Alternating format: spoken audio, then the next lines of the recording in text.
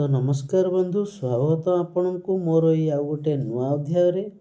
तो आमे पूर्व अध्याय जानिथिले सिंथी लक्षण कहिबा, आउ एई अध्याय आमे जानिबा कर्ण लक्षण कहिबा। कर्ण लक्षण कहिबा तो चलंतु डेरी न करी आउ आरंभ करिबा।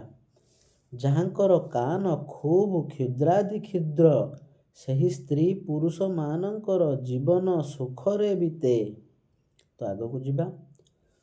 ଯାହାଙ୍କର କାନ କ୍ଷୁଦ୍ରାଦି କ୍ଷୁଦ୍ର ହୋଇ କାନ ଯୋଡ଼ିକ ସମାନ ଓ ସୁନ୍ଦର, ସେପରି ନାରୀ ଓ ପୁରୁଷ ସୁଲକ୍ଷଣୀ ଓ ସୁଲକ୍ଷଣା ଭାବରେ ପରିଚିତ ହୋଇଥାନ୍ତି। ତ ଆଗକୁ ଯିବା। ଯାହାଙ୍କର କାନ ସିଧା ସଳଖ ଭାବରେ ଦଣ୍ଡାୟମାନ ଅବସ୍ଥାରେ ଥାଏ, ସେହି ସ୍ତ୍ରୀ ପୁରୁଷମାନେ ଖୁବ୍ ଚତୁର ଚତୁରୀ, ଅନ୍ୟଠାରୁ କାର୍ଯ୍ୟ ହାସଲ କରିବା ଲାଗି ସେମାନଙ୍କୁ ବିଶେଷ ସମୟ ଲାଗିନଥାଏ। ତ ଆଗକୁ ଯିବା। ଯାହାଙ୍କର କାନରେ ଲମ୍ବା ଲମ୍ବା ଚୁଟି ଥାଏ, ସେମାନଙ୍କୁ ବଦରାଗୀ ବୋଲି ଜାଣିବ। ସେମାନେ ହଠାତ୍ କ୍ରୋଧର ଅଭିଭୂତ ହୋଇ ପଡ଼ନ୍ତି।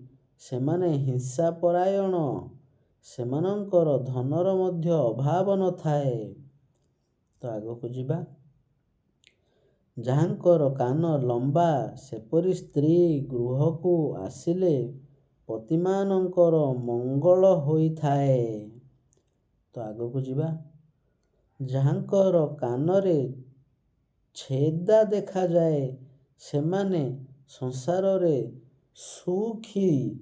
ସେମାନେ ପରକ ଆପଣାର କରିଥାନ୍ତି।